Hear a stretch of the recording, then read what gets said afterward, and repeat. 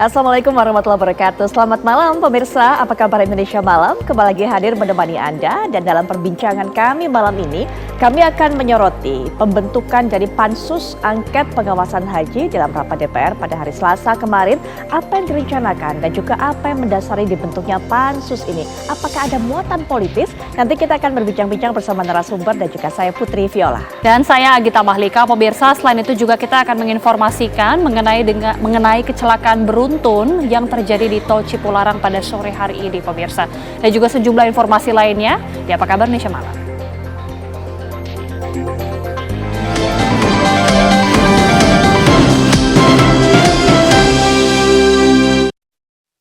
Pemirsa, kecelakaan beruntun terjadi di Tol Cipularang kilometer 85 Purwakarta, Jawa Barat pada Rabu sekitar pukul 3 sore. Kecelakaan melibatkan 9 kendaraan diantaranya bus, truk, dan kendaraan pribadi. Polisi sudah turun tangan melakukan evakuasi di lokasi kejadian. 3 orang dilaporkan mengalami luka-luka dan langsung dievakuasi ke Rumah Sakit Abdul Rajak, Purwakarta. Dari keterangan sementara petugas, kecelakaan beruntun melibatkan bus Prima Jasa yang melaju dari arah Bandung menuju Jakarta. Di lokasi jalanan yang menikung dan menurun diduga kurang antisipasi. Bus menabrak 8 kendaraan yang berada di depannya. Polisi masih selidiki penyebab pasti kecelakaan beruntun ini.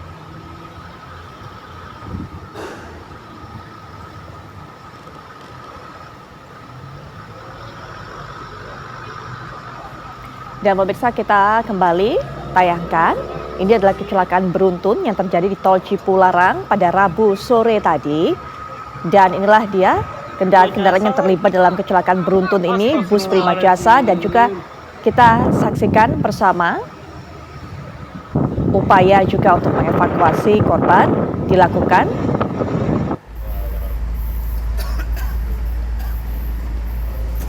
Aman Pak Haji, nggak ada korban jiwa. Dan kendaraan bus Prima Jasa dengan nomor polisi B7198ZX ini datang dari arah Bandung menuju arah Jakarta.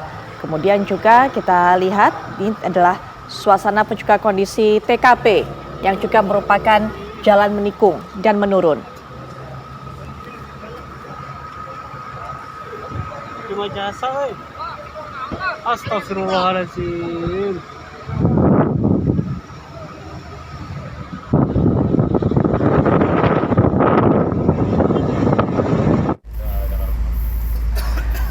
Ya baik, pemirsa, ini kita lihat kendaraan pribadi yang juga menjadi salah satu kendaraan yang terlibat dalam kecelakaan beruntun di Tol Cipularang ini. Kami nanti akan mendapatkan informasi berapa jumlah korban hingga saat ini dan bagaimana kemudian pengalihan juga arus lalu lintas setelah kejadian ataupun juga tragedi kecelakaan ini berlangsung. Kami masih akan menunggu laporan dari rekan kami yang akan mengabarkan situasi kondisi terkini di lapangan. Apakah juga kemudian evakuasi dari kendaraan-kendaraan yang terlibat kecelakaan beruntun ini usai dilakukan? Ya, sebelumnya diketahui pemirsa bahwa kecelakaan beruntun ini terjadi pada sekitar pukul 15.30 waktu Indonesia Barat dan diduga kecelakaan tersebut dipicu oleh bus Prima Jasa yang kurang konsentrasi dalam mengemudikan bus. Dan untuk lebih jelasnya pemirsa bagaimana situasi terkini di tempat kejadian perkara, kita akan segera bergabung bersama dengan rekan kami Agung Prasetyo yang berada di sana. Agung, seperti apa situasi terkini di sana dan apakah sejauh ini sudah ada keterangan berapa korban luka akibat peristiwa ini? Iya, informasi terbaru terkait kecelakaan beruntun yang terjadi di kilometer 85, tepatnya di wilayah Jatiluhur, Ciganea, Purwakarta, Jawa Barat. Memang hingga saat ini proses evakuasi untuk kendaraan satu persatu masih dilakukan oleh petugas kepolisian dan tim derek dari Jasa Marga. Dan memang tadi untuk proses evakuasi untuk kayak kendaraan, memang beberapa kendaraan yang terlibat melintang di badan jalan sehingga untuk proses evakuasi membutuhkan waktu cukup lama. dan satu persatu kendaraan saat ini sudah dibawa ke Polderek Jatiluhur untuk ditempatkan di Polderek di sana. Dan saat ini untuk arus lalu lintas sendiri masih terjadi kepadatan baik dari kedua arah, baik untuk menuju ke arah Bandung ataupun menuju ke arah Jakarta. Dan keterangan sementara dari kepolisian, dan kami tadi sempat mewawancarai Kasat Lantas AKP Dadang, di mana untuk kecelakaan beruntun ini melibatkan 10 kendaraan, diantaranya ada bus angkutan umum PO Prima Jasa, dan selain itu juga ada kendaraan mobil box, kendaraan koldesel yang membawa sayuran. Selain itu juga ada kendaraan kolbak membawa peralatan dari, kalau kami melihat, dari Pindad.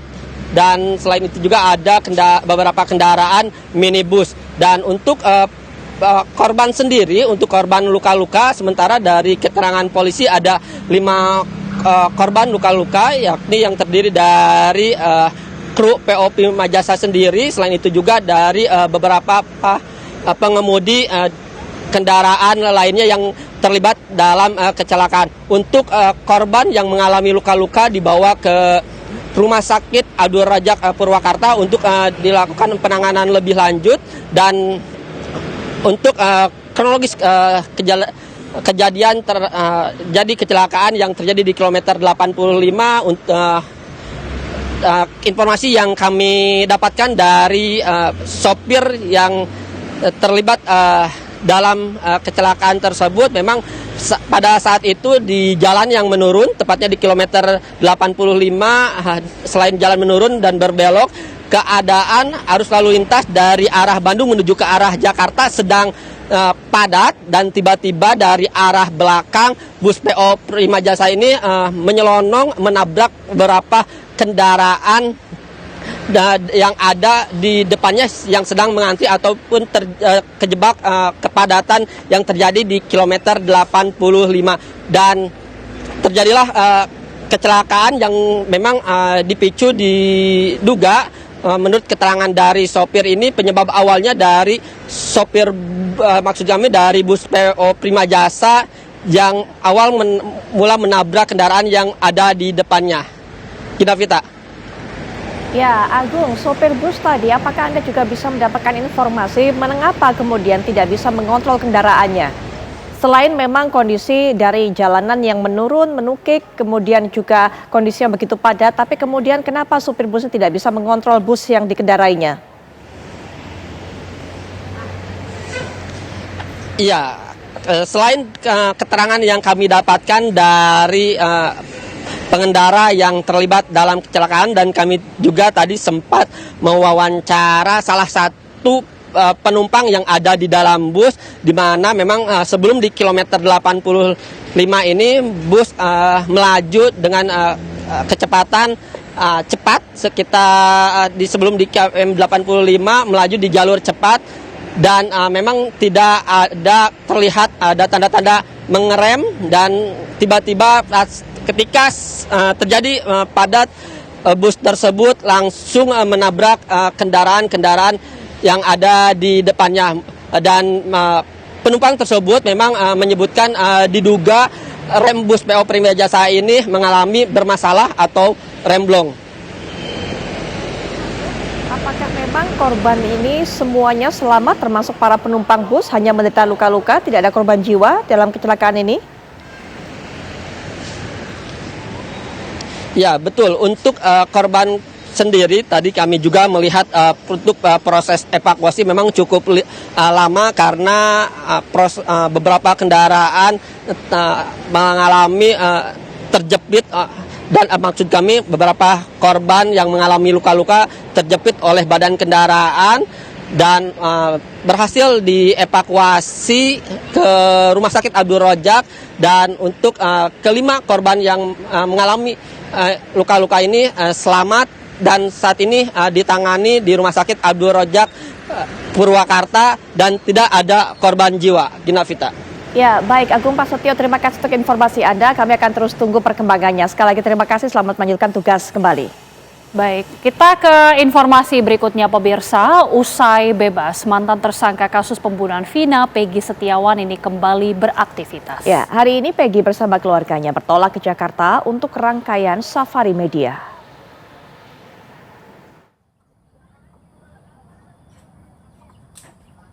Usai menang di sidang pra-peradilan, mantan tersangka kasus pembunuhan Vina, Peggy Setiawan kembali berkumpul bersama keluarganya di Desa Kepompongan, Kecamatan Talun, Kabupaten Cirebon, Jawa Barat. Peggy mengaku senang bisa kembali pulang ke rumah setelah lebih dari 1 bulan mendekam di rutan Polda Jawa Barat. Hari ini bersama keluarganya, Peggy bertolak ke Jakarta untuk melakukan safari ke sejumlah media. Rasanya sangat bahagia sih, sangat bahagia, sangat terharu. Ya seperti nggak bisa dibangun dengan kata, sangat bahagia sekali. Kembali ke sini. Sudah berapa lama ini baru tidur lagi di sini? Udah berapa lama? Sekitar 49 hari lebih lah itu. Oh gitu. Berarti hampir sebulan lebih ya? Iya. 2 bulan ya? Tadi malam apa aja mas? Tidur tenang apa? Gimana? Alhamdulillah lebih enak sih, sejuk. Nanti enak. Bisa kumpul karena bisa kumpul dengan keluarga. Assalamualaikum. Kendati sudah memenangkan pra-peradilan, tim kuasa hukum Peggy Setiawan berencana akan menyiapkan gugatan ganti rugi. Kami menunggu Peggy sehat dulu secara fisik dan mental. Mungkin kan takutnya masih trauma keadaan di dalam. Nanti tim kuasa hukum akan membicarakan apakah kita akan mengajukan gugatan ganti rugi atau tidak. Mungkin itu menjadi langkah ke depan kita. Peggy dibebaskan dari rutan Polda Jabar dan terlepas dari status tersangka kasus pembunuhan Vina usai Hakim Pengadilan Negeri Bandung mengetuk palu mengabulkan semua gugatan pihak Peggy Setiawan. Dari Cirebon, Jawa Barat, Ervan Septiawan, TV One mengabarkan.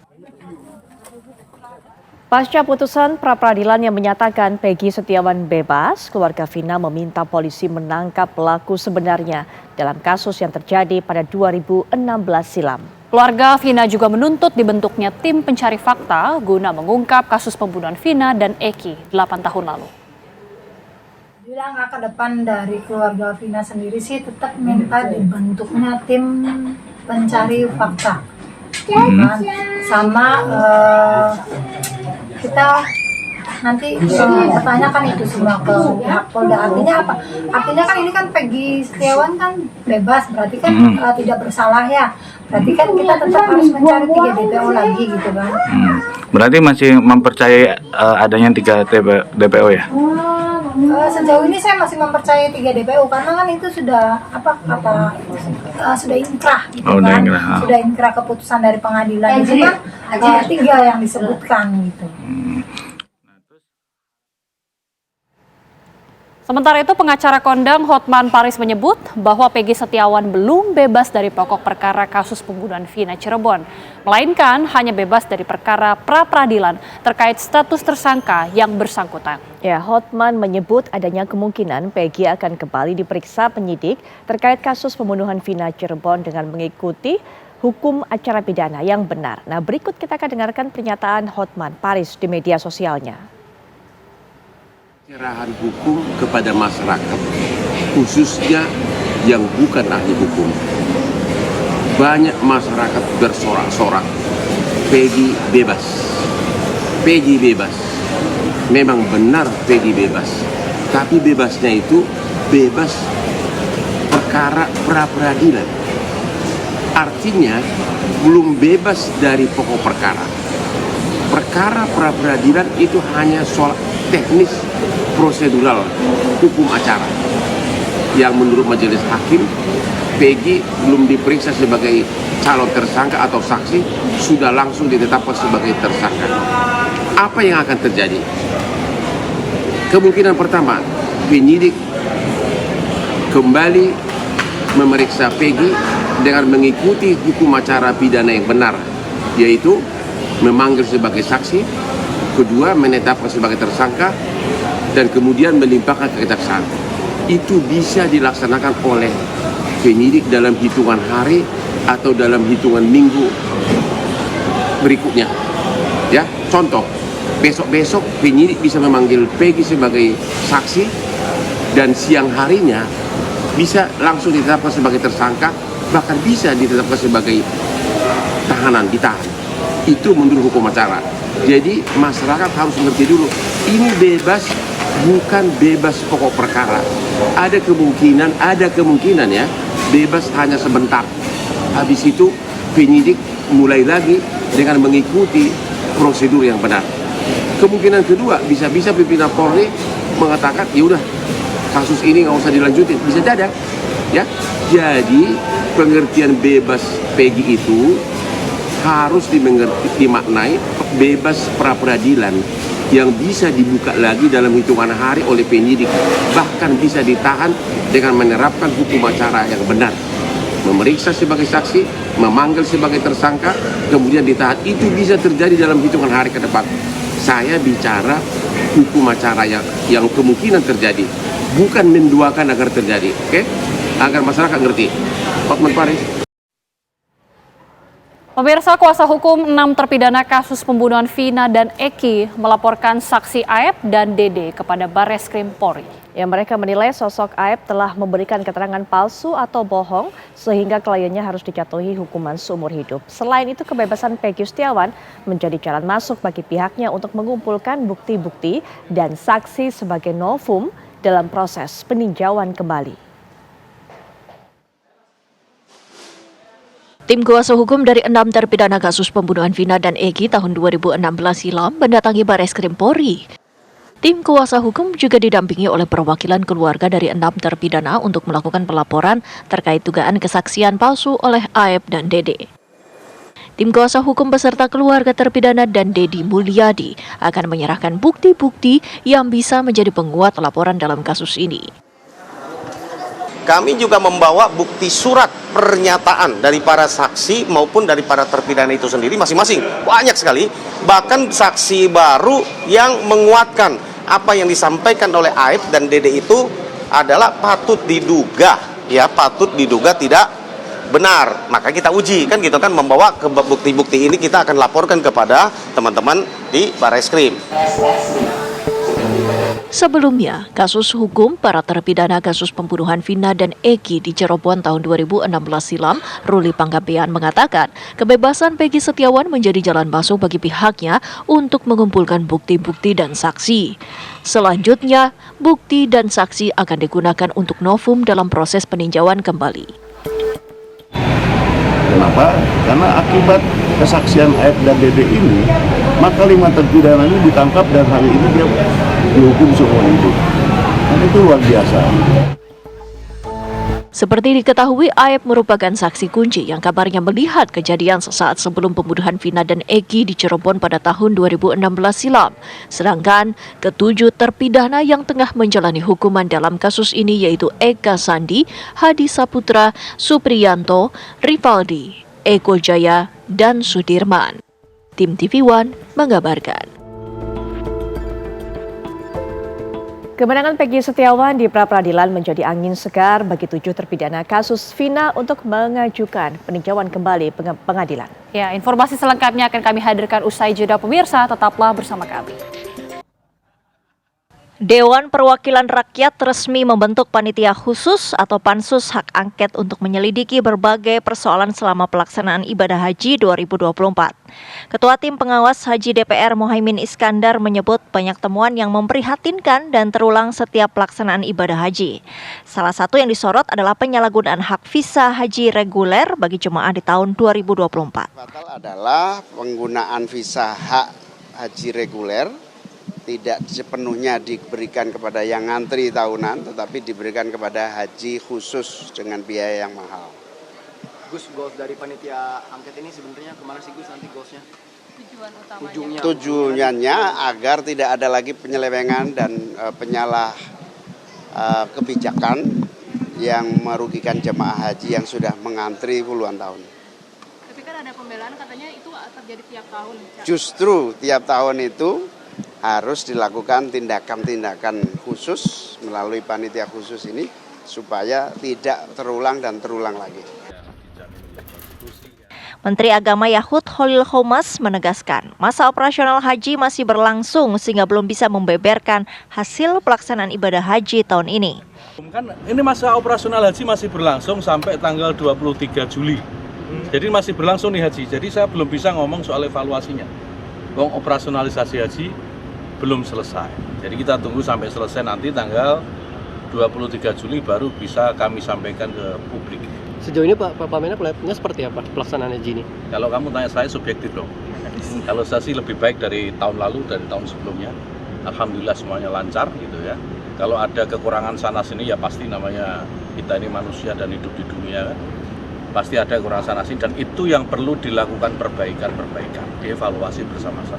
Indikator lebih baiknya Gus, apakah jemaah wafat tahun ini lebih menurun dibanding tahun lalu? Saya tidak pernah bersepakat dengan menyebut jamaah wafat itu dengan angka-angka ya, karena apapun itu nyawa itu ya, nyawa manusia yang harus dihargai. Yang jelas kesehatan jauh lebih baik gitu. Komposisi Pansus sendiri terdiri dari 7 anggota dari PDIP, Golkar dan Gerindra masing-masing 4 orang, PKB, Nasdem, Demokrat dan PKS 3 orang, dan 2 orang dari PAN serta 1 P3. Dari Jakarta, Nadila Saleh, Teddy Swendi, TV One mengabarkan. DPR menilai penyelenggaraan ibadah haji oleh pemerintah tahun ini berjalan carut-marut. Banyak sekali kebijakan yang merugikan jamaah ibadah haji reguler. Dan bahkan juga disebut adanya dugaan pelanggaran terhadap undang-undang penyelenggaraan ibadah haji. Betulkah demikian? Dan sebenarnya apa yang mendasari pansus ini dibentuk? Kalau tadi kita sudah sempat dengarkan juga bahwa Menteri Agama mengatakan hingga saat ini juga operasional haji masih terus berjalan sehingga masih belum melakukan evaluasi. Maka dalam perbincangan ini juga sebenarnya kami mengundang perwakilan dari pihak Kementerian Agama untuk bisa memberikan keterangan bagaimana duduk permasalahan yang terjadi. Tapi karena masalah itu sehingga tidak ada wakil dari Kementerian Agama yang berkenan untuk memberikan pandangannya atau juga komentarnya. Tapi saya juga akan perkenalkan para narasumber yang akan menyoroti mengenai hal ini. Sudah hadir di samping saya Ketua Komnas Haji dan Umroh yaitu Bapak Mustoli Syiraj. Assalamualaikum warahmatullahi wabarakatuh. Selamat malam Pak Mustoli Syiraj. Baik, banyak juga yang mengaitkan dibuatnya pansus angket penyelenggaraan haji ini berkaitan dengan muatan politik. Nah, mengenai hal ini nanti Mas Khairul Umam akan memberikan pandangannya. Assalamualaikum warahmatullahi wabarakatuh. Selamat malam Mas Umam. Baik, dan kita juga akan mendapatkan keterangan yang lebih jauh termasuk juga temuan-temuan apa sehingga pansus ini harus dibentuk. Sudah hadir secara daring juga Mbak Lulu Nur Hamidah yang merupakan anggota pansus angket pengawasan haji. Assalamualaikum warahmatullahi wabarakatuh. Selamat malam Mbak Lulu. Ya, waalaikumsalam warahmatullahi wabarakatuh. Selamat malam. Baik, Mbak Lulu. Mas Khairul. Ya, Ya. Mas Umam. Ya. Kita ingin sekali mendengarkan yang pertama dari Mbak Lulu terlebih dahulu. Sebenarnya apa temuan-temuan di lapangan sehingga kemudian pansus ini harus dibentuk untuk memperbaiki tata kelola penyelenggaraan ibadah haji ke depannya. Mbak Lulu silakan. Ya, terima kasih ya.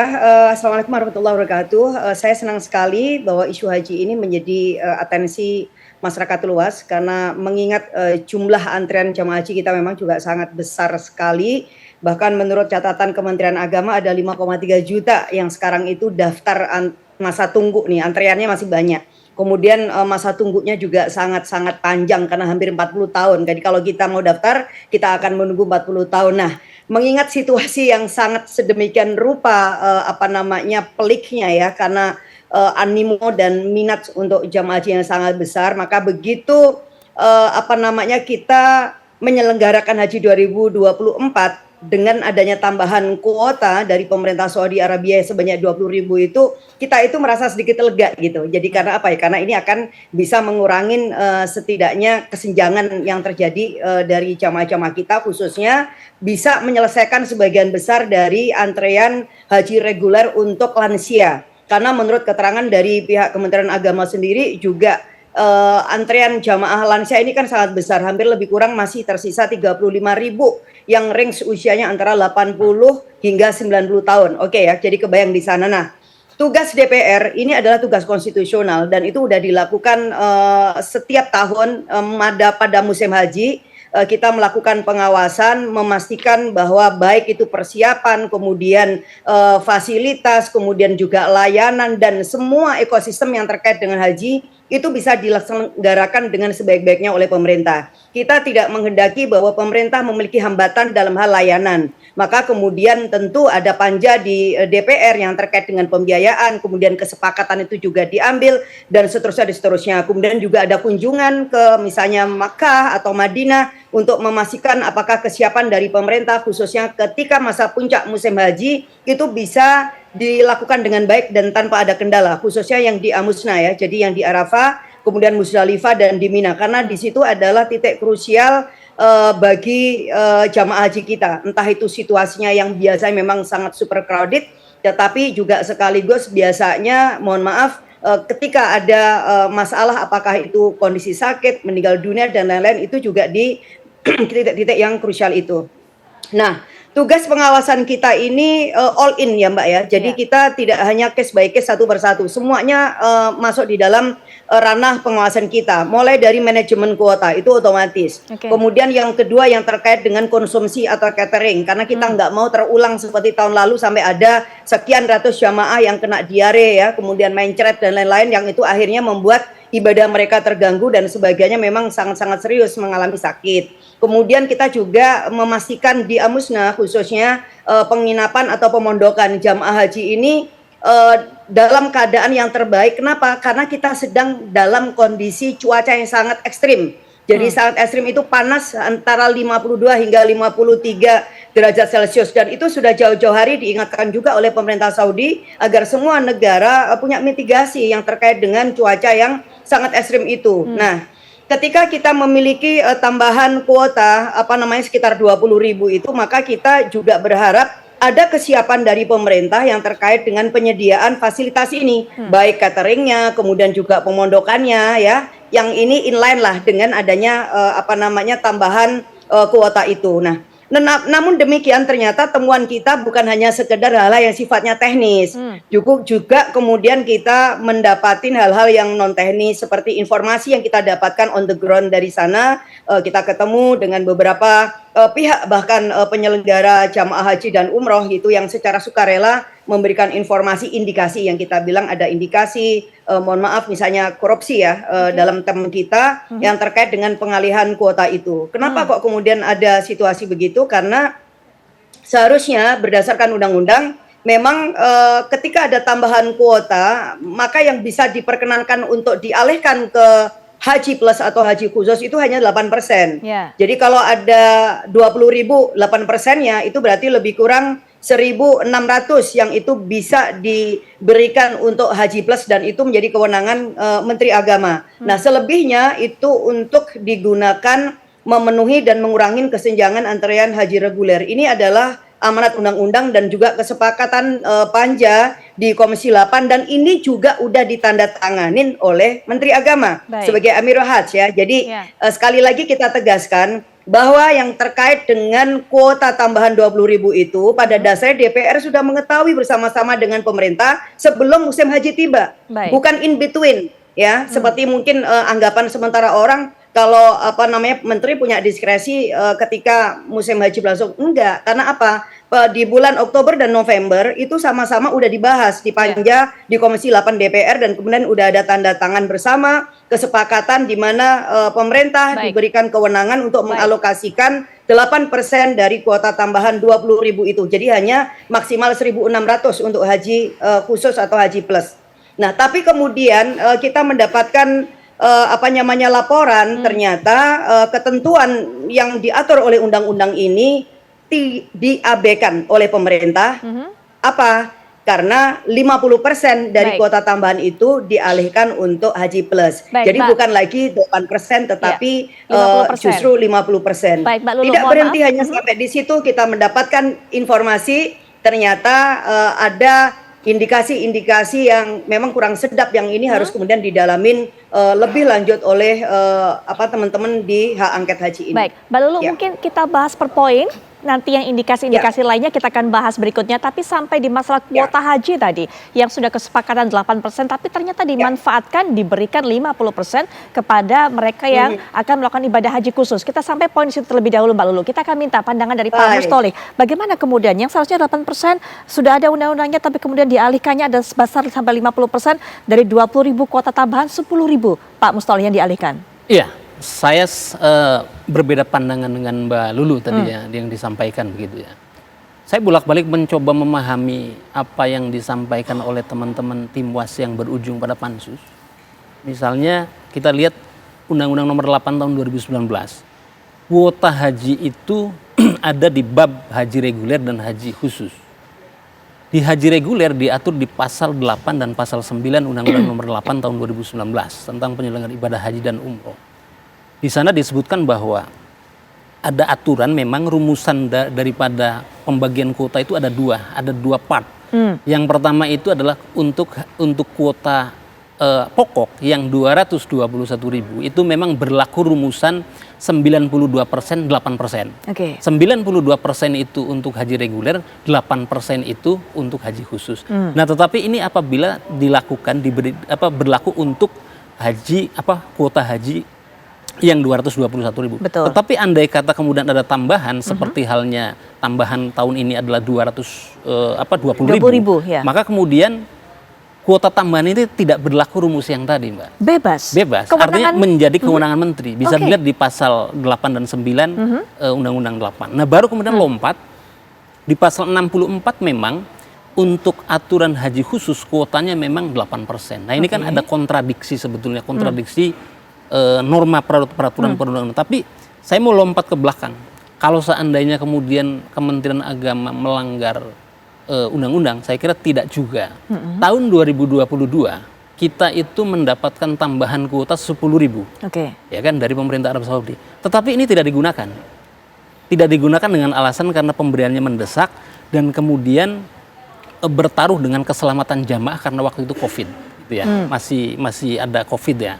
Nah, apakah ini juga dianggap melanggar juga? Terlebih tidak dipakai sama sekali begitu ya.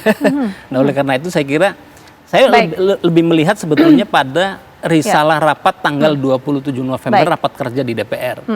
Tapi bobotnya tentu berbeda, ada pelanggaran undang-undang atau pelanggaran kesepakatan rapat. Ini kan dua hal yang jauh seperti bumi dan langit, sehingga entry point ketika terkait dengan persoalan kuota sesungguhnya saya kira kurang tepat kalau kemudian ini dibawa ke level pansus. Oke, baik. Kita sampai pada poin tersebut terlebih dahulu. Nanti silakan diberikan tanggapan Mbak Lulu. Jadi kalau masalah kuota ternyata yang peraturan 8% memang untuk ibadah khusus itu hanyalah pada untuk kuota yang memang 221.000. Itu berdasarkan penjelasan dari Pak Mustoli Siras. Sementara yang untuk 20.000 ekstra tadi betul-betul kewenangan dari Menteri Agama. Nanti silakan Mbak Lulu bisa berikan tanggapan termasuk juga Mas Umam apakah kemudian pembentukan pansus ini betul-betul berbau politis. Tapi nanti setelah jeda kami sudah kembali saat lagi.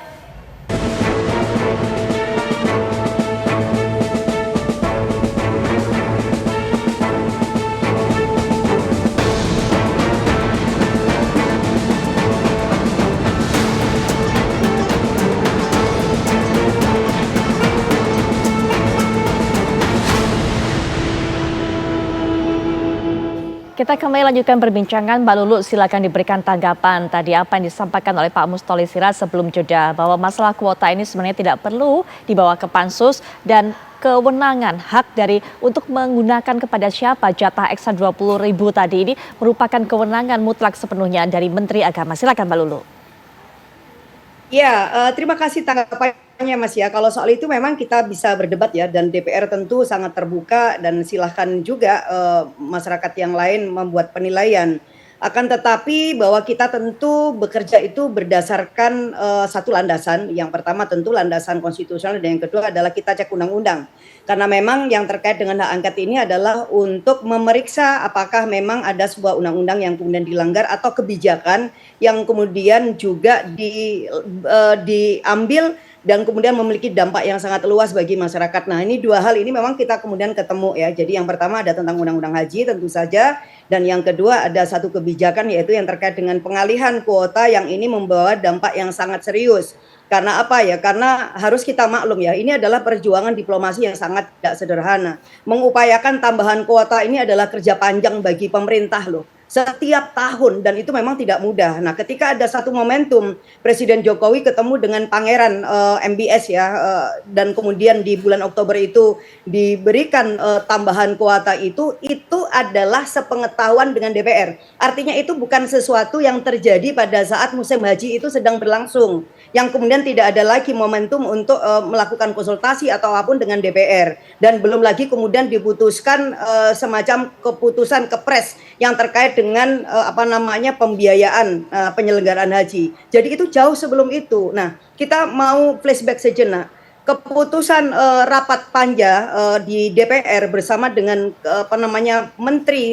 Menteri Agama itu dengan situasi yang sama-sama difahamin bahwa ada tambahan kuota. Oleh karena itu kenapa kemudian diambillah keputusan disesuaikan dengan undang-undang. Ini adalah hasil rapat yang itu ditandatanganin oleh kemudian Menteri Agama gitu loh. Jadi kesepakatannya apa? Oke, cara ngaturnya bagaimana? Cara ngaturnya tetap 8% diberikan untuk Haji Plus, yang kemudian 90% itu untuk reguler. Ya apa? Karena tujuan dari diplomasi kita untuk menambah kuota kan itu alasannya. Bukan sebuah alasan karena panjangnya antrean haji khusus. Orang-orang yang bisa membayar dengan harga berapapun. Tetapi yang kita sampaikan adalah panjangnya antrean haji reguler 5,2 juta. Kemudian juga masa tunggunya yang lama. Belum lagi kemudian jamaah lansia yang itu benar-benar memang harus diprioritaskan. Maka dalam pikiran kami semuanya, sehingga kenapa kesepakatan itu juga dicapai, ya inilah cara yang jauh lebih berkeadilan ketika kita kembalikan kepada semangat undang-undang. Dan ini yang kemudian menjadi keputusan bersama, dan itu yang kemudian ditandatanganin bersama oleh kedua pihak, tentu dari unsur DPR dan kemudian Kementerian Agama. Nah, dasar penetapan, jadi hasil rapat dengan Komisi 8 dan dengan Menteri Agama, itulah yang kemudian dijadikan dasar penetapan keputusan Presiden nomor 6 tahun 2024 tentang penyelenggaraan ibadah haji. Baik. Ya, jadi basisnya di situ. Nah, ketika ada pengalihan yang semula 8% menjadi kemudian 50%, itu lalu dasarnya apa? Karena kepresnya pun juga tidak di situ. Ya, hasil panja juga tidak memberikan ruang untuk pengalihan 50%, dan undang-undangnya juga apalagi gitu loh. Bahwa kemudian andaikan ada situasi yang berbeda karena satu dan lain hal, ya bisa saja suatu saat, tetapi kan kita bicara konteks yang kemarin bagaimana sebuah prosedur dan mekanisme pengambilan keputusan itu dilakukan, Mas. Jadi ini bukan hanya undang-undang tentu saja yang kemudian kita nilai itu dilanggar oleh menteri, tapi kemudian juga kesepakatan panitia kerja dengan DPR yang itu udah ditandatanganin, yang ini menjadi basis dari keputusan presiden. Baik, Mbak Lulu. Nah, ini kan ada tingkatannya nih, ada konsekuensinya nih, ya kan? Nah, tapi kan kemudian di bulan Februari 2024 Kementerian Agama mengubah kebijakan soal kuota 20.000 secara sepihak menjadi 50-50. 10% untuk haji khusus dan kemudian 10% untuk haji reguler tanpa melalui proses pembahasan dengan DPR kembali. Baik Mbak. Nah, ini penting. Kita berhenti jadi, sampai di situ. Betul. Jadi Pak kita mendinai kalau ini soal politisasi, tetapi DPR itu lembaga politik. Ya tentu saja. Ini kemudian bisa dengan mudah dianggap unsur politis ya karena memang ini lembaga politis, tetapi kita bekerja berdasarkan undang-undang, kita bekerja berdasarkan mandat konstitusi. Oke, baik Mbak Lulu. Silakan Pak Mustoleh. Iya, jadi kalau yang dimaksud tadi disampaikan Kepres itu Kepres yang mana? Kepres yang di haji itu adalah Kepres nomor 6 tahun 2024. Itu isinya itu bukan soal kuota. Itu isinya tentang BPIH, biaya penyelenggaraan ibadah haji. Jadi tidak nyambung sebetulnya. Nah, ini bedanya antara BPIH dengan kuota, Mbak. Kalau kuota itu adalah tadi di pasal 8 dan pasal 9 itu jelas sebetulnya kewenangan menteri. Ya, nah kalau berbeda dengan BPIH, biaya penyelenggaraan ibadah itu wajib harus ada persetujuan dari DPR. Oleh karena itu menjadi syarat sebelum Kepres itu ditandatangani oleh Presiden Jokowi begitu ya. itu harus persetujuan daripada anggota DPR dalam hal ini adalah Komisi 8 khususnya Panja Haji begitu. Nah, jadi ini dua hal yang berbeda. Nah, terkait dengan isu yang lain, terkait dengan terkait dengan isu-isu yang lain, misalnya tadi soal temuan-temuan teknis begitu ya. Ini kan tidak sistematis dan tidak masif sesungguhnya. Bahwa ada persoalan ya begitu ya.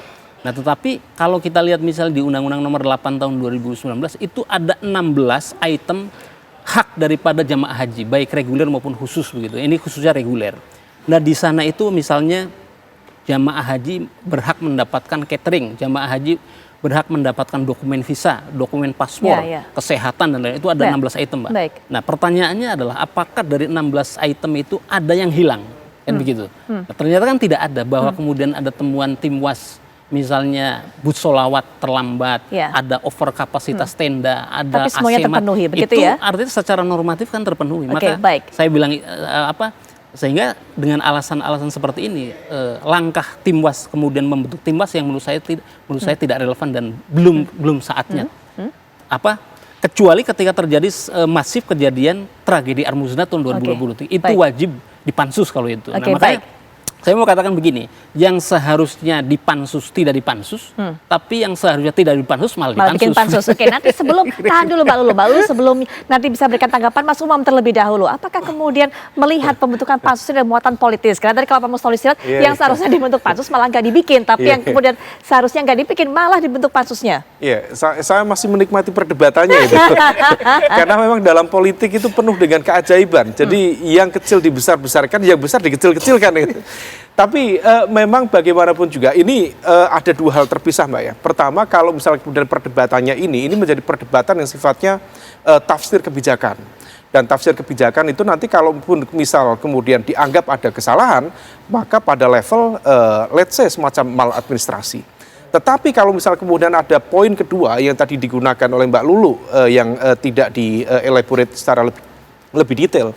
Kalau misal memang ada kaitannya terkait dengan feedback, apakah itu kemudian kategori kickback ya atau feedback ya, konteksnya gratifikasi atau apa, maka itu kemudian masuk dalam ranah penegakan hukum. Nah, kalau misal kemudian memang mengarah ke sana, maka ini menjadi perdebatan yang sangat berbeda. Nah, kalau misal kemudian secara politik kita juga bisa mencerna, seringkali penegakan hukum itu juga ada motif politik dan juga dinamika kekuasaan di belakangnya. Karena kalau misal kita tarik secara lebih detail, nggak terlalu jauh, baru dari dinamika 2023, 2024 kemarin, memang ada gesekan yang cukup serius. Misalnya antara Gus Menteri, Gus Yakut dengan sejumlah elit kekuatan politik, terutama yang berada di koalisi perubahan, wabil khusus partainya Mbak Lulu dari PKB. Saya pikir saling bukan menghujat, tetapi saling bersaut-sautan kemarin cukup intens. Mulai dari Menteri Agama Pedakilan, kemudian ada sebutan menggunakan amin itu bid'ah, kemudian ada yang menggunakan istilah-istilah yang lain, Gus Menteri disebut buzzer, kemudian yang ya itu semua adalah menunjukkan ada dinamika situasi yang kemudian menegaskan bahwa ada problem komunikasi yang memang tidak baik-baik saja antara Gus Menteri, Gus Yakut dengan Caimin. Dan tentu garis ini juga kalau misal diperluas antara PKB dengan PBNU sekarang. Nah, maka kemudian kalau misal kita detailkan lagi, barangkali tentu ada argumen-argumen politik baik secara personal termasuk secara kelembagaan yang kemudian menjadi motif dari gerakan politik ini. Tapi kalau misal kita sematkan itu sebagai sebuah entitas kepentingan personal, let's say sebagai pimpinan barangkali misalnya Caimin merasa tersinggung dan sebagainya, yang menjadi pertanyaan selanjutnya adalah kenapa kemudian semua fraksi yang berada di Komisi 8 menyetujui terbentuknya pansus. Apakah kemudian ada semacam garis komunikasi yang terputus juga dengan sejumlah fraksi? Nah, ini yang barangkali perlu dicek. Apakah kemudian memang ada kendala dalam konteks komunikasi antara Kementerian Agama, wabil khusus kalau misal dilokalisir antara Gusmen secara personal dengan sejumlah jajaran representasi fraksi di Komisi 8. Nah, kemudian kalau misal implikasinya ini agak serius. kalau misal situasi ini di-maintain, ini let's say dari Juli ya, Juli sudah di tengah, sebentar lagi Agustus, sebentar lagi September. September itu momen kritis dalam konteks penentuan komposisi pemerintahan yang akan datang. Sejumlah informasi spekulatif yang saya dapatkan, Gus Yakut termasuk nama yang masuk dalam top list dalam kandidat potensial sebagai calon menteri di pemerintahan yang akan datang. Barangkali salah satu rekomendasi ya dari PBNU, karena kalau dianggap dari keanggotaan partai, ini perlu diulik lagi.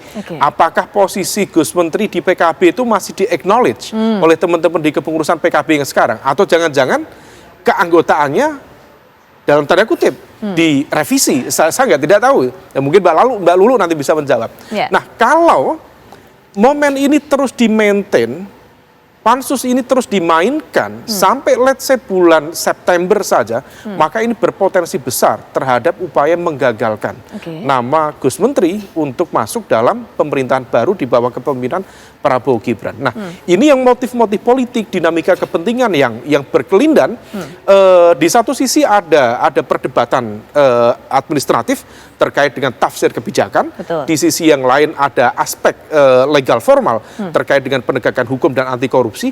Di sisi yang lain ada nuansa dinamika kepentingan yang sepertinya tidak terlihat, tetapi seringkali bisa menggerakkan semua ini terjadi. Baik, kita berhenti sampai di sini terlebih dahulu. Kita akan jeda sejenak, tapi setelah jeda Mbak Lulu, silakan diberikan tanggapan tadi terhadap dua hal yang disampaikan oleh dua narasumber yang bersama saya di studio. Nanti setelah jeda, Apa Kabar Indonesia Malam akan segera kembali.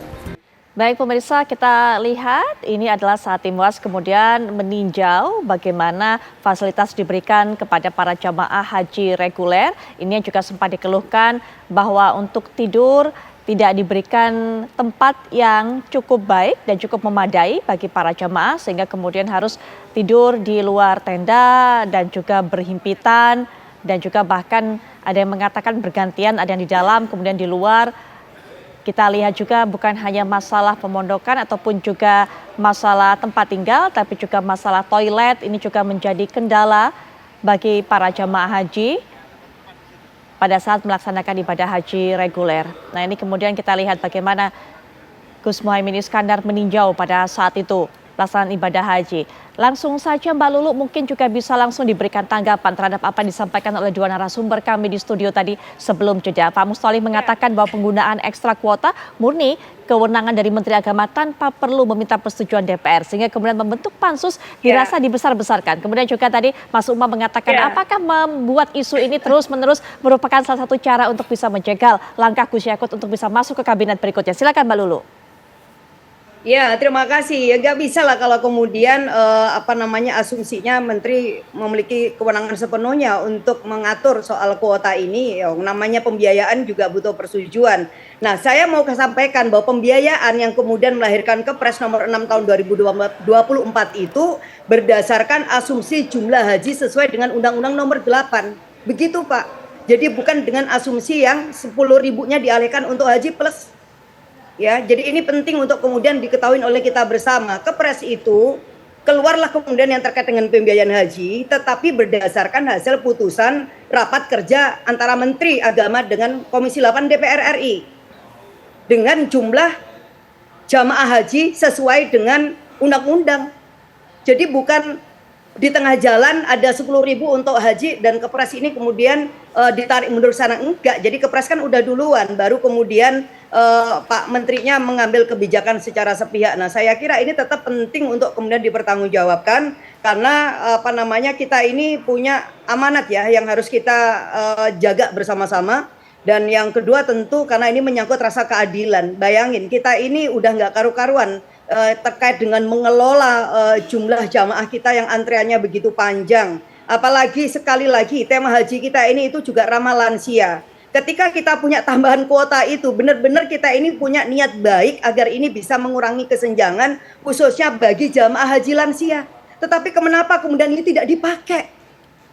Kenapa kemudian ini tidak dipakai untuk mengurangi itu? 80 hingga 90 tahun itu jumlahnya masih 35.000. Kalau kemudian 92% katakanlah seperti itu, dipakailah separuhnya atau bahkan semuanya aja lah digunakan untuk memenuhi menuntaskan jamaah lansia kita, saya kira kita akan happy. Itu ada orang tua kita, mungkin itu kiai kita atau guru-guru kita, itu orang-orang biasa lah yang memang mereka ngantri dengan sangat sabar ya untuk bisa mendapatkan kesempatan menjadi tamu Allah.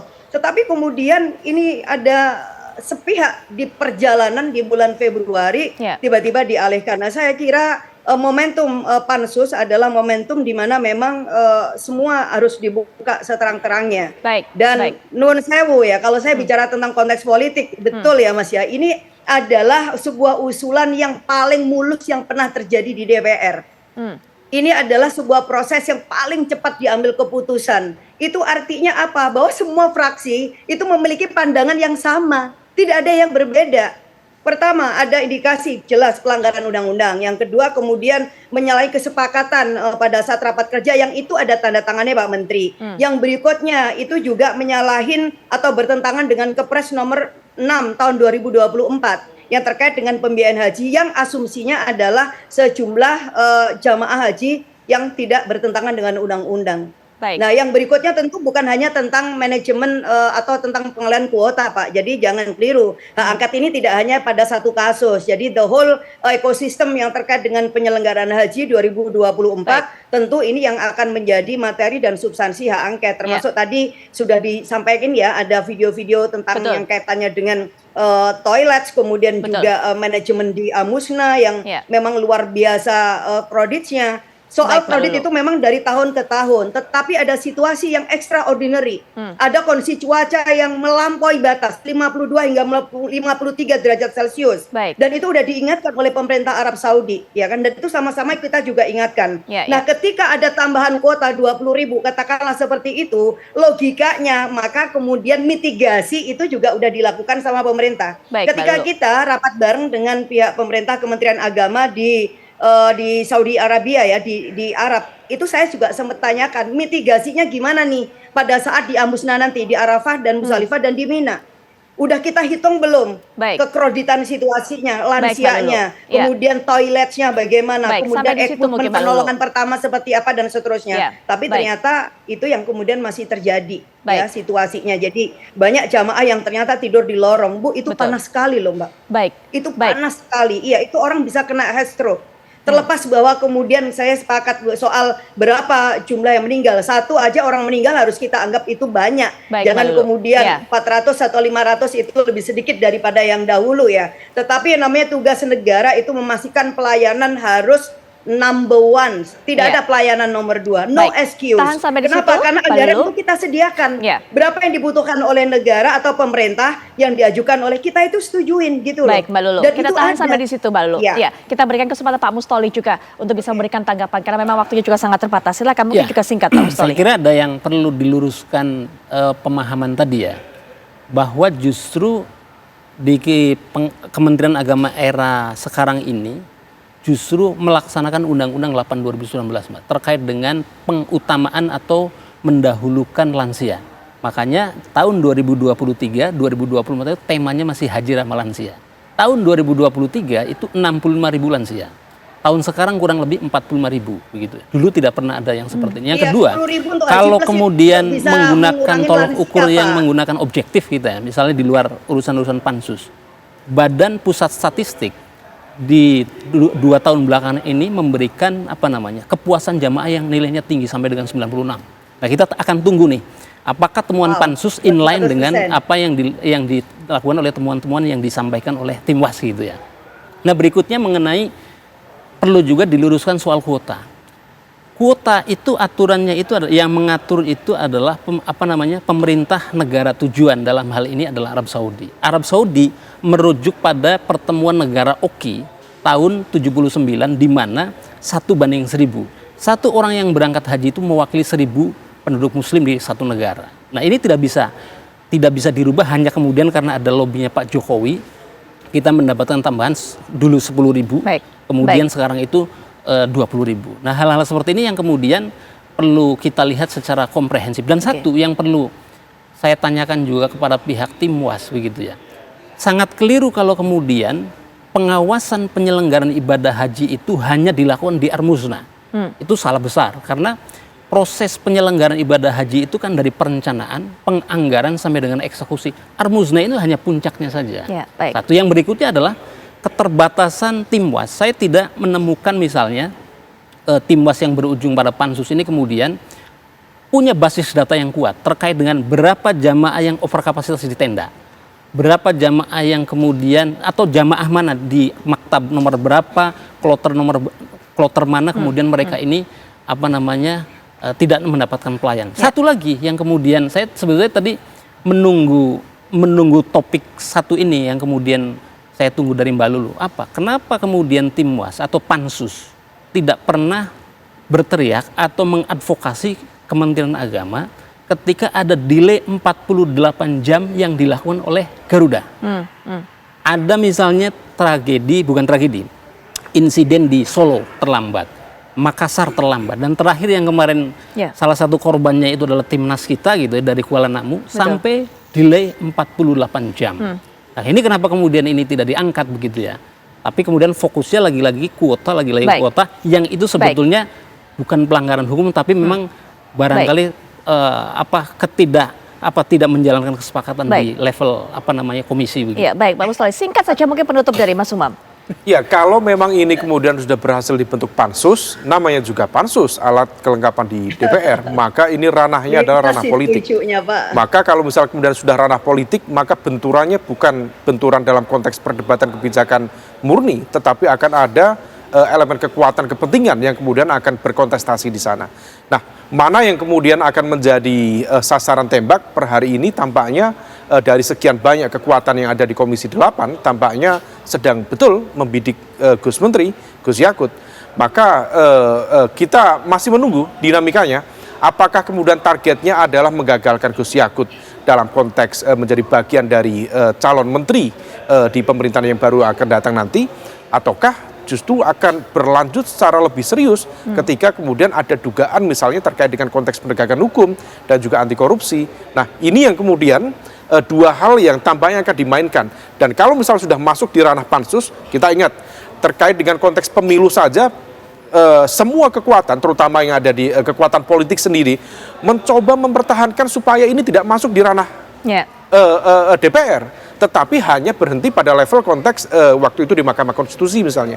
Nah, maka kemudian kalau misalnya ini jadi dibentuk, semua kekuatan berada di sana, semua kemungkinan politik bisa terjadi. Dan kalau misalnya kemudian kontestasi kepentingan itu terjadi, bisa saja memakan korban di sana. Oke, kita akan terus tunggu. Mbak Lulu, mohon maaf, memang ini masih begitu panas pembahasannya, tapi rasanya waktu juga yang membatasi kita. Mbak Lulu, terima kasih sudah memberikan pandangannya, suaranya. Makasih Pak Mustoli, Mas Umam. Jadi mohon doa saja. Jadi tenang Mas, tunggu tanggal mainnya, siapa tahu nanti diundang ya. Oke, tunggu tanggal mainnya, itu yang nanti kita dengarkan dari Mbak Lulu. Baik, nah berikutnya juga nanti setelah jeda Agita akan hadir dengan sajian kabar-kabar menarik lainnya. Silakan Agita. Dan juga pemirsa, sesaat lagi kita akan hadirkan informasi mengenai proses pencarian korban longsor tambang emas ilegal di Desa Tulabolo Timur, Kecamatan Suwawa Timur, Bone Bolango. Selengkapnya saya jeda pemirsa, tetap bersama kami di Apa Kabar Indonesia Malam. Pemirsa, proses pencarian korban longsor tambang emas ilegal di Desa Tulabolo Timur, Kecamatan Suwawa Timur, Bone Bolango, Gorontalo memasuki hari keempat. Sebanyak 273 personel diterjunkan ke lokasi longsor untuk melakukan pencarian korban.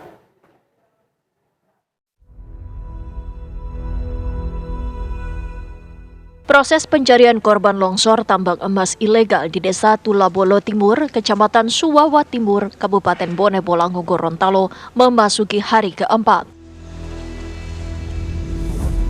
Sebanyak 273 personel melakukan pencarian di beberapa lokasi longsor, yaitu titik bor 2 dan 3, serta titik bor 17 dan 18.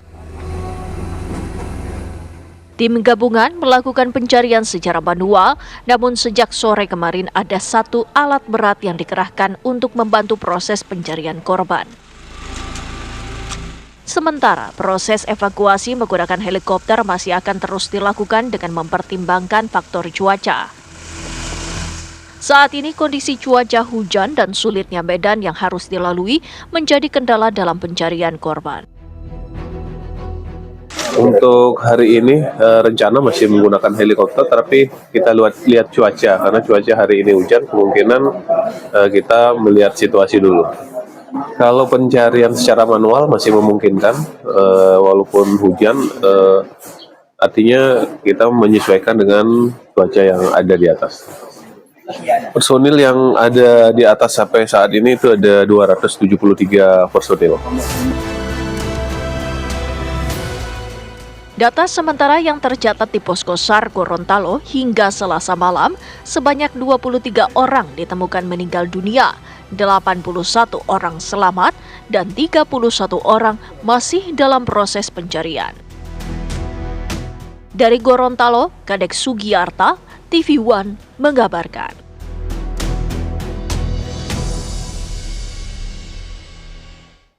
Ya, pemirsa, Kepala Kantor Pencarian SAR Gorontalo, Herianto, ini menerangkan pada saat kejadian memang cuaca di Desa Tulapolo Timur pada Sabtu malam dan juga Minggu pagi ini diguyur hujan deras sehingga mengakibatkan longsor di sekitar wilayah tambang ilegal. Kita akan hadirkan untuk Anda, pemirsa, bagaimana kronologi persisnya bencana longsor tambang Suwawa yang pada saat itu terjadi di Gorontalo, tepatnya pada tanggal 6 dan 7 Juli 2024, pemirsa. Kita ketahui bahwa pada saat itu terjadi pada tanggal 6 sampai 7 Juli, tepatnya pada pukul 23 sampai 2.30 WITA. Dan juga hujan deras ini melanda Desa Tulapolo Timur hingga terjadi longsor di sekitar tambang, pemirsa. Kemudian pada tanggal 7 Juli 2024, ada sebanyak 164 personel tim penyelamat gabungan terdiri dari SAR Nasional, kemudian juga dari kepolisian dan juga TNI yang sudah dikerahkan dalam pencarian korban hilang ini. Sejumlah kendala pun kemudian juga ditemui oleh tim gabungan, bahkan harus berjalan kaki selama hampir 5 jam untuk bisa sampai ke lokasi pusat bencana. Hal tersebut, pemirsa, disebabkan terdapat jembatan yang putus sehingga ini tidak bisa dilalui oleh kendaraan. Begitu juga dengan informasi terkini bahwa ada sejumlah kendala yang juga ditemui oleh tim gabungan pada saat proses pencarian. Kemudian juga bahkan harus mengerahkan sejumlah alat-alat berat termasuk juga pencarian lewat udara melalui helikopter. Dan juga untuk proses pencarian di lokasi kejadian ini bahkan sempat dihentikan untuk sementara waktu mengingat saat itu juga cuaca yang masih buruk, bahkan terjadi hujan yang cukup deras sehingga kemudian menyulitkan seluruh tim untuk melakukan pencarian. Kemudian, pemirsa, kita hadirkan juga bagaimana tanggal 9 Juli 2024 dari BNPB ini kemudian juga sudah menghimbau warga juga untuk bisa melakukan proses evakuasi atau juga bisa membantu. Selain itu juga dari pernyataan Kepala KPP Gorontalo, ini juga disebutkan proses pencarian di lokasi kejadian ini dihentikan untuk sementara waktu mengingat pada saat kejadian ini masih terjadi hujan yang sangat deras. Ini dikemukakan oleh Herianto, pemirsa. Selanjutnya juga BNPB Abdul Muhari ini menghimbau warga untuk bisa mewaspadai longsor susulan dikarenakan memang cuaca yang buruk dan juga hujan deras yang terus-menerus melanda di wilayah tersebut. Nah, kita akan menyimak juga, pemirsa, bahwa sejumlah musibah ini juga sudah pernah terjadi di pertambangan Suwawa. Kita awali pada tanggal 24 Maret 2014. Pada saat itu, ada 5 penambang tradisional yang terkubur usai tambang emas yang mereka gali ini ambruk. Bahkan polisi pun sempat melakukan penutupan terhadap aktivitas tambang, pemirsa. Ini tepatnya terjadi pada tahun 2014 pada tanggal 24 Maret. Tidak hanya pada tahun 2014, kemudian juga pada tahun 2019, tanggal 9 September terjadi kebakaran hutan lindung yang ditempati para penambang tradisional. Diketahui api mulai terlihat di titik bor 18 dan bahkan juga merambat ke hutan damar, tepatnya di titik bor 19. Ini tepatnya terjadi, pemirsa, rentang waktu yang cukup panjang mulai dari tanggal 9 hingga 16 September 2019. Selanjutnya juga pada tahun 2020 pemirsa, pada tanggal 2 Juli, hujan deras dan juga longsor ini membuat ratusan penambang menyelamatkan diri, yang juga ada 1 orang penambang tewas akibat tertimbun longsor dan juga tepatnya di titik bor 18, serta juga ada beberapa korban luka akibat dari hujan deras dan juga terjadinya longsor tersebut pada tahun 2020. Dan selanjutnya pada tahun 2023 tanggal 7 April ada 4 penambang emas yang tertimbun tanah longsor di saat mereka mencari material tanah yang mengandung emas. Selanjutnya pada tanggal 25 Mei 2024 longsor juga terjadi tepatnya di titik bor 17. Bahkan sejumlah bangunan semi permanen milik penambang ini juga tertimbun tanah pemirsa. Nah, ini adalah wilayah pertambangan tepatnya di Bone Bolango, Gorontalo pemirsa. Ada 3 wilayah pertambangan. Tambang emas Suwawa, kemudian ada tambang Bone Raya dan juga tambang batu hitam Suwawa pemirsa. Kemudian juga pada tahun 1980-an ini tambang emas Suwawa ini mulai beroperasi. Kategori tambang ini adalah pertambangan tanpa izin atau peti. Untuk titik bor ada 1, 3, 9, 17, dan 18 Mohu Tanggo. Ini adalah tambang emas Suwawa, dan juga untuk pemilik izin tambang resmi adalah Gorontalo Mineral atau GM. Ya pemirsa, itu adalah salah satu tambang Suwawa yang tepatnya berada di Bone Bolango pemirsa. Dan selanjutnya kami akan hadirkan informasi mengenai seorang ketua OSIS SMA N1 Cawas di Klaten, Jawa Tengah, tewas tersengat listrik. Peristiwa tragis ini terjadi akibat kejutan ulang tahun yang dilakukan oleh teman-temannya. Sesaat lagi informasinya untuk Anda, tetaplah bersama kami. Pemirsa, peristiwa tragis terjadi di mana menewaskan seorang ketua OSIS SMA N1 Cawas di Klaten, Jawa Tengah yang tewas tersengat listrik. Peristiwa ini terjadi akibat kejutan ulang tahun yang dilakukan oleh teman-temannya. Suasana haru mengiringi pemakaman Fajar Nugroho, ketua OSIS siswa SMA N1 Cawas yang meninggal dunia tersetrum listrik di kolam sekolah. Keluarga korban, kerabat, hingga teman sekolah korban tidak kuasa menahan tangis saat peti jenazah diberangkatkan dari rumah duka menuju tempat pemakaman umum di Desa Cawas, Kabupaten Klaten, Jawa Tengah. Di mata keluarga, Fajar Nugroho dikenal sebagai pribadi yang baik, rajin sholat, dan juga ramah. Pihak keluarga sudah menerima meninggalnya Fajar Nugroho sebagai musibah. Mereka memutuskan untuk tidak melanjutkan ke proses hukum. Fajar Nugroho, 18 tahun, siswa kelas 12 sekaligus ketua OSIS SMA Negeri 1 Cawas, Klaten, Jawa Tengah, tewas di kolam sekolah karena kesetrum aliran listrik. Kejadian berawal saat korban bersama teman-temannya yang merupakan anggota OSIS melakukan pertemuan di sekolah. Dalam pertemuan tersebut, teman-temannya mengetahui bahwa korban saat itu tengah berulang tahun. Tanpa sepengetahuan korban, teman-temannya menaburkan tepung yang sudah disiapkan ke arah korban. Tak hanya itu, korban juga diceburkan ke kolam taman sedalam hampir 2 meter. Naas, saat korban hendak berusaha naik dari kolam, ia menginjak kabel listrik yang terpasang di kolam sekolah. Korban pun tersetrum. Kedua orang teman korban kemudian juga berusaha menolong, namun keduanya juga ikut tersengat aliran listrik di kolam tersebut. Ketiganya berhasil dievakuasi setelah aliran listrik diputus, namun naas korban Fajar yang berulang tahun tewas akibat tersengat listrik. Sementara teman-teman korban kini tengah menjalani perawatan di rumah sakit.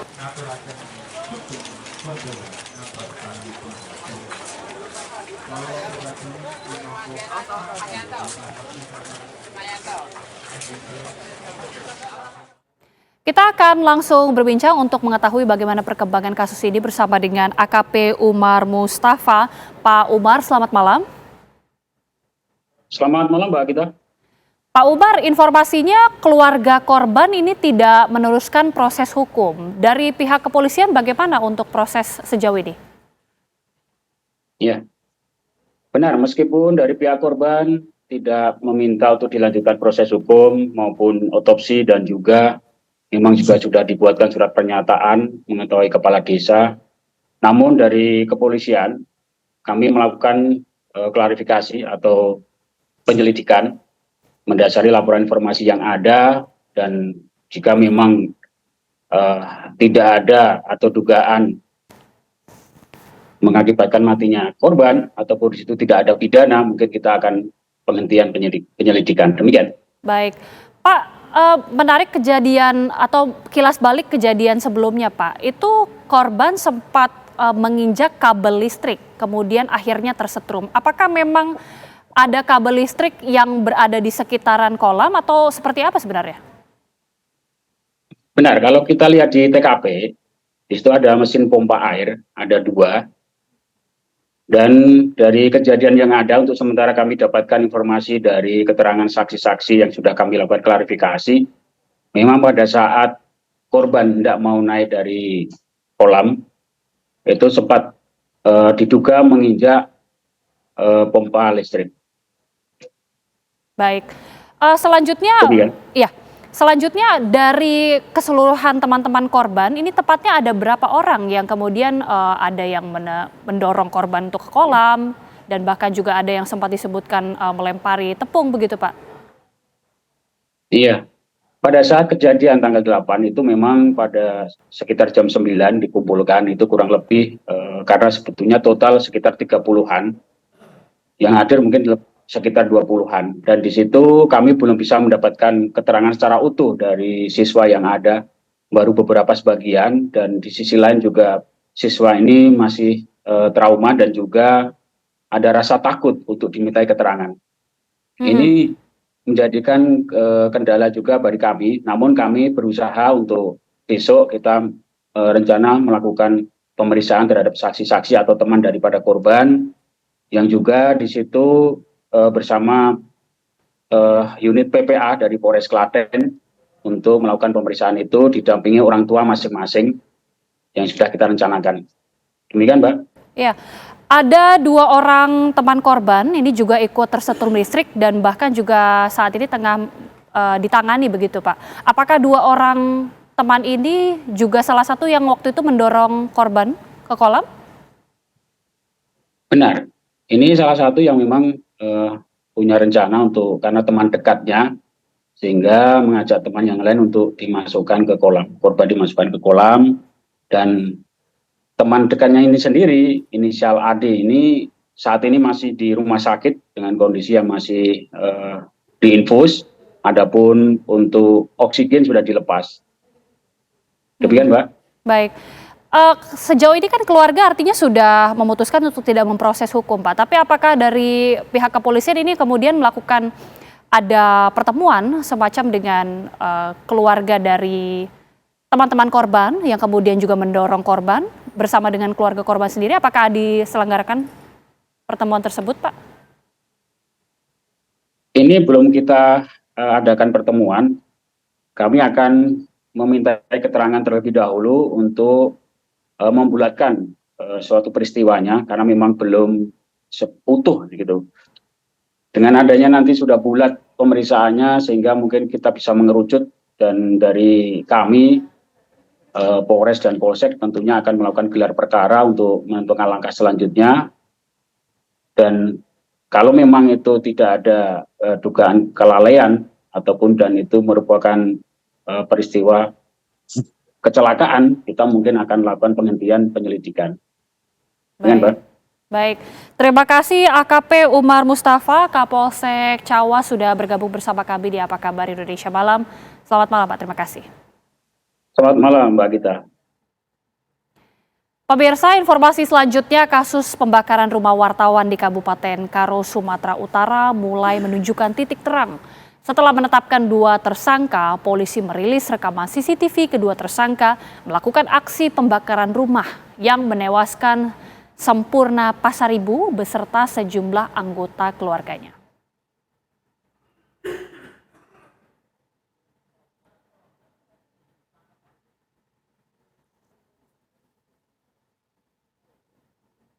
Ya, pasca penetapan pelaku pembakaran rumah wartawan yang menewaskan Sempurna Pasaribu bersama dengan anggota keluarganya, kini pihak kepolisian Polres Tanah Karo juga merilis temuan CCTV yang memperlihatkan kedua pelaku eksekutor datang dan juga membakar rumah korban. Berikut pemirsa, kami hadirkan CCTV di mana pada tanggal 27 Juni 2024, tepatnya sekitar jam 3 pagi, kedua pelaku ini menggunakan sepeda motor, datang ke rumah korban, dan sempat berhenti dan juga langsung membakar rumah. Selanjutnya para pelaku meninggalkan rumah korban. Sebelumnya, polisi telah merilis dua pelaku eksekutor kebakaran yang menewaskan seorang jurnalis dan ketiga keluarganya di Kabupaten Karo.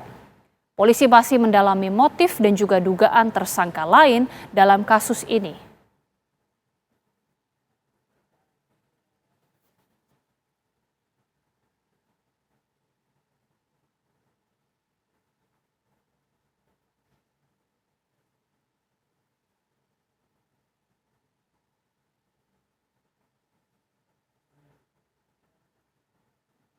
Pemirsa, Panglima TNI Jenderal Agus Subianto memastikan tidak ada anggotanya yang terlibat dalam kasus pembakaran rumah wartawan di Karo, Sumatera Utara.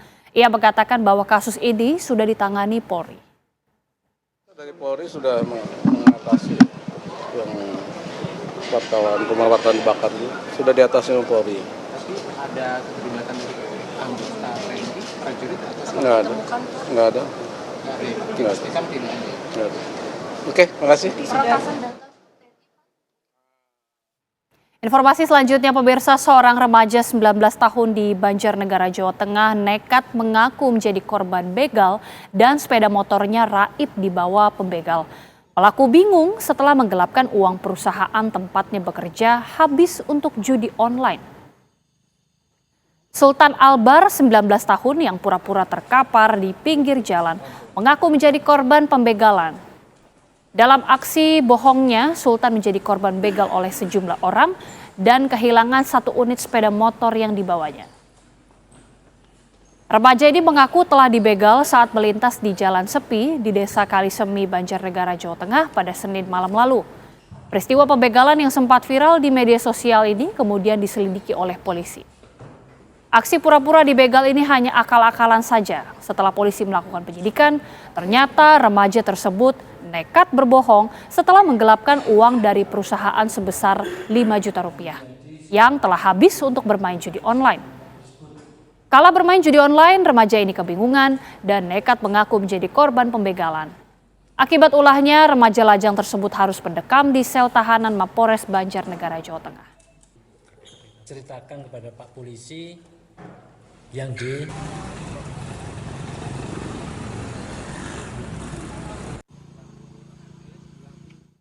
Viral video di media sosial yang memperlihatkan spesies primata besar atau orang utan raksasa masuk permukiman warga. Diduga orang utan raksasa ini kelaparan akibat pasokan makanan di kawasan hutan sudah mulai berkurang. Inilah video viral yang berada di media sosial yang memperlihatkan spesies primata besar atau orang utan raksasa yang masuk permukiman warga. Di dalam video yang direkam warga, orang utan raksasa Kalimantan ini tengah mencari makan di sebuah pohon tepan di depan rumah warga dan juga direkam langsung oleh salah satu warga yang melintas di lokasi tersebut. Kepala Balai Konservasi Sumber Daya Alam Provinsi Kalimantan Timur di Samarinda membenarkan adanya orang utan raksasa dalam video tersebut dan berada di masyarakat. Pihak BKSDA telah menurunkan tim rescue untuk mencari lokasi keberadaan orang utan tersebut. Petugas juga menghimbau kepada masyarakat agar memberikan informasi jika melihat keberadaan orang utan tersebut.